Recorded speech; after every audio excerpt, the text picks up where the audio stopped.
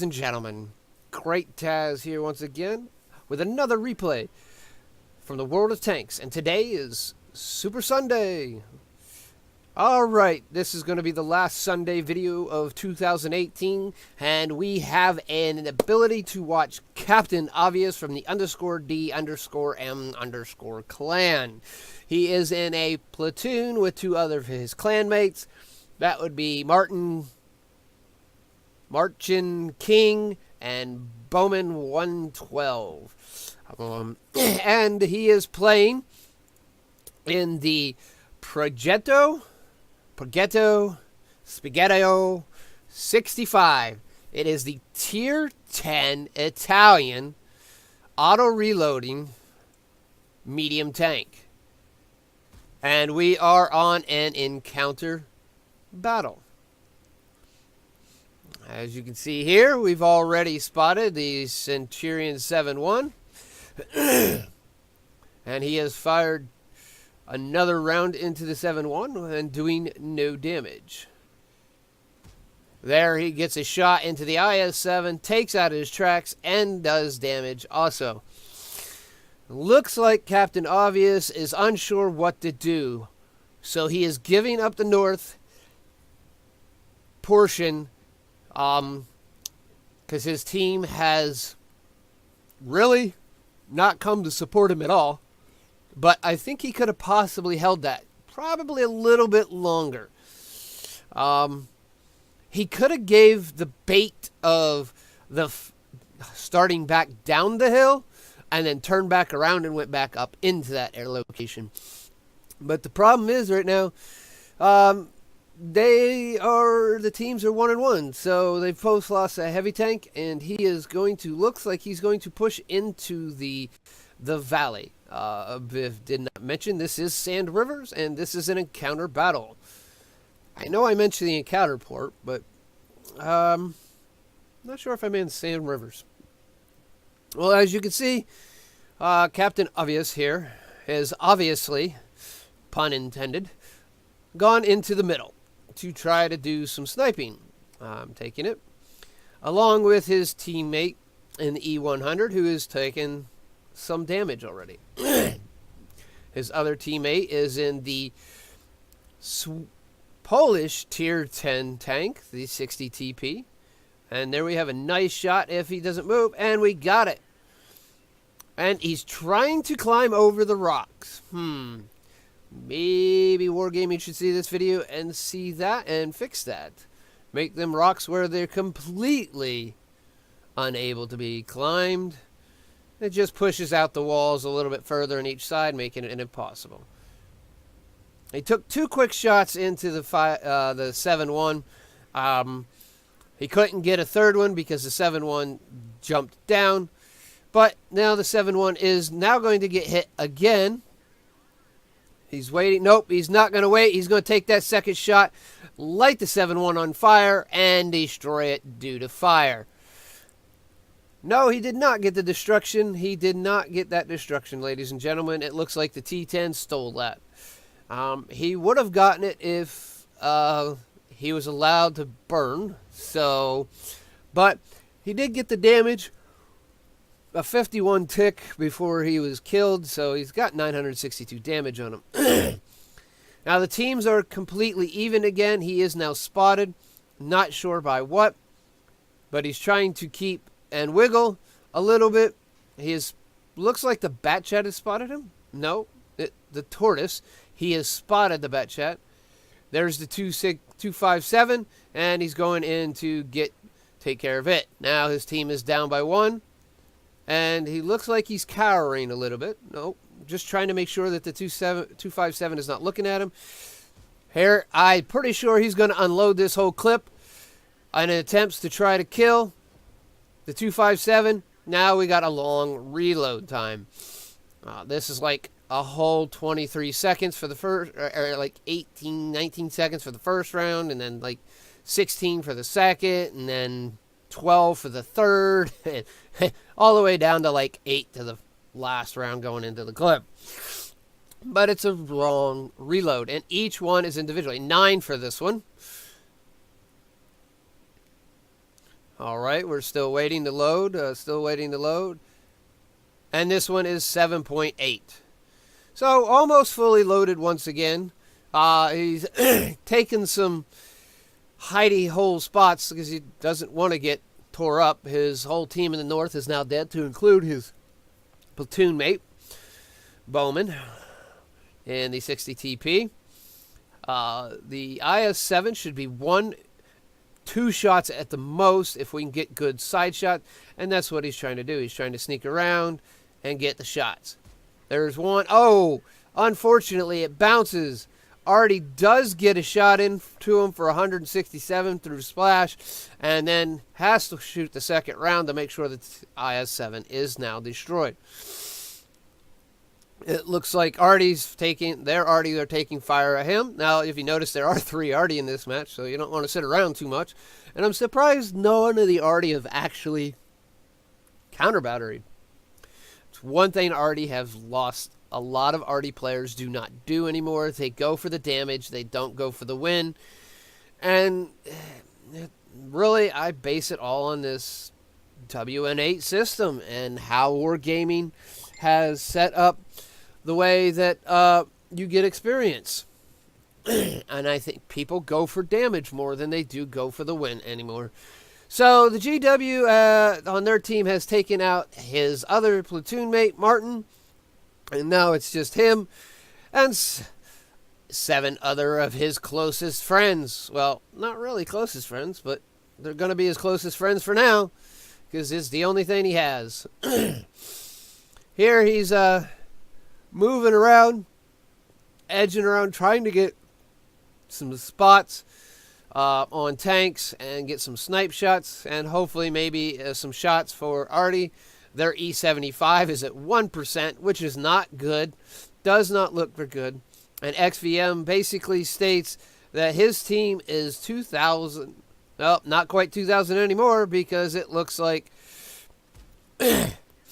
someone died on both teams, and now 1 Artie down and 2 more to go. Wow, he just completed some mission parameters. All he has to do is, I think, damage 1 more SPG, and he'll have completed his mission. He is looking for that, but I don't think that is his total intention of going back here. He is trying to even up the odds by taking out Artie, and if he takes out Artie, that will even up a lot of things. He's trying to be sneaky. He spotted the Tort, and the Tort is looking at him. There is the 212. Will he go for the 212? Yes, he's going to go for the 212. He gets that 3rd damaging shot into Artie by killing the 212A. He's backing up.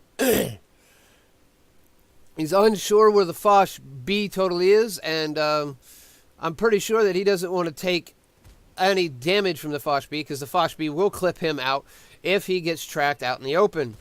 Here he's just trying to take the Tortoise out. He's not trying to empty his clip, because if he does, the Tortoise would be smart to rush him. He's saving that 1 round to hopefully make the Tortoise think that he is out of ammo. And then when the Tortoise comes up on top of him, track him to give himself a chance to get away. Here he's just going to get away. Now he knows which way the Tortoise is looking. Their IS-4 has made it into their... the enemy IS-4 has made it into Captain Obvious's... basically almost into their start point. And all that's left over there is to Artie. Well, the enemy team has the IS-4 and 3 TDs, so something has to give. And Artie can't very well take out the IS-4, but now they can, since he killed the 257.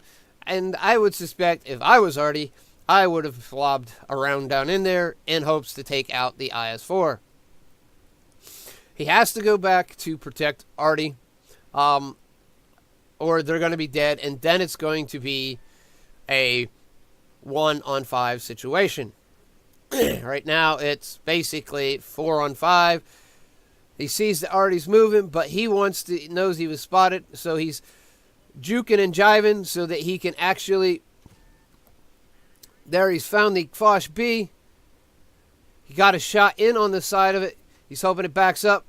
Makes a mistake, which it does. It does back up. Gives it the side back, his side back to Captain Obvious. And the Foch B is now destroyed. All right. Captain Obvious is slowly trudging towards the base. He's unsure where the T-30 is because the T-30 is much more mobile than the Tortoise. So he's not afraid of the Tortoise as much. He knows if the Tortoise has even moved towards their allied base start point, that it probably wouldn't be much further than where the T-30 was last spotted, and there he is spotted. Now he knows he needs to get his butt in gear and zig and zag, because there is still one artillery piece left, and now he's down to 2. He's going to try to flank, but then he is spotted by the T-30, which is full life. He takes one shot. T-30 is tunnel visioned on the artillery. That is bad for him, because that means Captain Obvious can come up around the corner with 4 rounds and completely decimate him.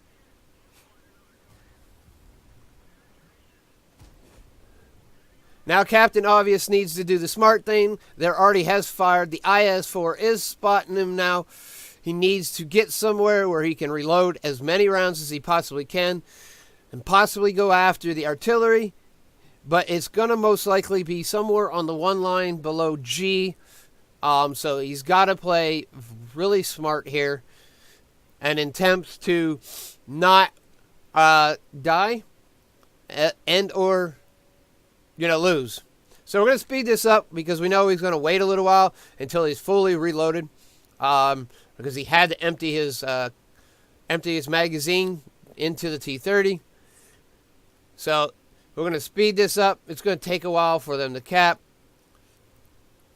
He's going to sneak down here, and as soon as we see the IS-4, we're going to stop. There is the IS-4. The IS-4 did the smart thing, moved back into a more defensive position to make Captain Obvious come to him, while the Tortoise and the Artie cap. Captain Obvious gets hit with another heat. He's trying to take out the IS-4. He knows he's got to take out the IS-4.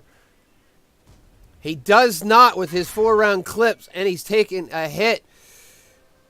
Now he's got to wait for that full reload of that first round, leaving the IS-4 at 1%. He's going to outmaneuver him and into the back of the turret. All right, this is getting very precarious. Very, very tricky here. They know where Captain Obvious is. The enemy knows what Captain Obvious is. Captain Obvious has to wait until he at least has 1 round. He might be able to take out, which is highly doubtful. He loads a round. Starts loading heat. He wants to be able to kill and damage, which is not a bad thing. Unfortunately, he has to load a whole clip, and he did this as he fired his last shot into the back of the IS-4. Now he has to get a quick, get in there quick and not take any damage if he wants to stop the cap. There's the Artie. He's going to take that little shot. No. Oh, he gets it. In the last second, he gets the snapshot into the corner of the artillery piece. They now definitely know where he is, because the Artie, if he was anything, was smart, told the Tortoise where he was at and pinged. Now he's got more time, so that is going to help him out entirely. 38 seconds. Now this isn't going to end up in a win by either. He has to kill all. He doesn't get it, but he does get the reset. He goes for the artillery again. He's got 22 seconds to attempt to kill this Tortoise. He's going to go for the back, so he has preferred penetration, and he wasted too much time. He does not have the time. He needs to be firing. He should have fired those 3 rounds and just took the Tortoise out. This is going to end up in a draw, ladies and gentlemen, because he waited so long. And even with the 3 rounds, unfortunately, he did not get the kill. Those 3 rounds did not do enough to kill the Tortoise. And I think the Tortoise had the idea that it wasn't going to matter what happened. Honestly, I don't know how he could have played this better. Other than the simple fact that I may have pulled the old juke, I'm going to run away, and then pulled back up into that area to take another pop shot at the Centurion 7-1. Maybe sneak around all the way up against the red line and try to get another shot into the back of the IS-7. That way, they would have been less HP'd to have to actually deal with at a later time. All right, let's go ahead and run on over to our great location for recording of putting recorded videos on. World WoT replays. Might help if I actually hit the right thing, right? All right, here we go. Well, as you can see, Captain Obvious, he got himself an ace tanker, and that ace tanker came with only 966 base experience. So if you got a Progetto, that might be what you need to get to actually be able to get it. As you can see here, he has a long description on his thing. If you wish to see it, go ahead and take a walk right over to WoT replays and read the details of what he has. I'm not going to do that and all. So we got Bruiser. He got Demolition Expert for destroying someone with an ammo rack and Fire for Effect. Unfortunately, this WoT replays does not tell us what type of critical it's done, so we don't know exactly who it was. I don't remember seeing it. Got Dumitru's medal because he killed all 3 artillery pieces. He got our Radley-Walters medal for his 8 kills. He got Defender, which he got 100% 100 defense points. I can tell you that much right now. Don't even have to look, even though I did. He got High Caliber for his 10,201 damage. 10,201 damage. He got Tank Sniper for hitting over, 85% accuracy, and 80% of his hits actually penetrated. As you can see here, he hit 36 out of 39, and out of that 36, he hit damaged 30 rounds. He also got Top Gun, which also automatically comes with the Radley-Walters Medal. And as you can see here, he isn't the only one to survive. The Tortoise is, but he didn't have the damage to kill the Tortoise in the end. He went with the heat, and I think he probably, in my personal opinion, ignored the artillery, took out the Tortoise, and he could almost probably rammed the artillery to death. And the artillery wouldn't have needed such as big of hit. But, again, there's multiple little things that Captain Obvious could have did to make this battle a little bit different. Unfortunately, hindsight is 20/20. All right, of his 10,000 damage, 3.1 thousand was from over 300 meters, so he was fighting from long range for a little bit. He spotted 5 vehicles. He damaged 10. Out of those 10, he did destroy 8 of them. He only has 637 in assistance, and he traveled around the map a lot. He traveled 7.97 kilometers, almost 8 kilometers around the map. Now remember, the whole map is actually 1 kilometer grid square, so he literally crossed that map almost 8 times in the amount of distance he traveled. Now, it was with a premium account, and with that all that damage at 10,000, he earned 115,000 credits. He had a booster running. He got another 48,000. He got achievements. For some achievements, he got 6,000. So he starts off with 170,000, but he did fire like 6 gold rounds, so he did spend a lot of credits in gold. It is a tier 10. They are expensive to repair. So he did walk out with 67,000 overall, though.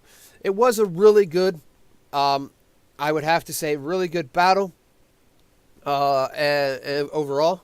So he earned 1449 experience. 826 of that was in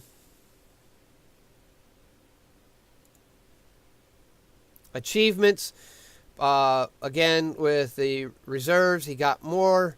Playing in a platoon, so he had 3,527 experience. All right, ladies and gentlemen, this is your last Super Sunday video for 2018. Stay tuned to the channel because I will be adding up another video on what has transpired for me and this channel in 2018 and what to expect from me and this channel in 2019. The video may be short. I hope to not make it much more than 12 minutes. 15 at the most, I'm hoping. And this one has run actually a little bit longer because I didn't speed through some of it that I probably could have. I mean, it does down to the wire. It was a 15-minute match. So with that all being said, ladies and gentlemen, I do hope that you enjoyed this video. If you did, please give it a thumbs up. If you did not enjoy this video and thinks it deserves it, go ahead and give it a thumbs down. If you're not a subscriber, please take a moment to subscribe and then go ahead and, click the bell and get almost instant notifications of new videos that I post. With that all being said, this is GreatTaz, and we will see you again soon in the world of tanks. And most likely, that'll be in 2019. Everyone have a great day. This is GreatTaz signing off.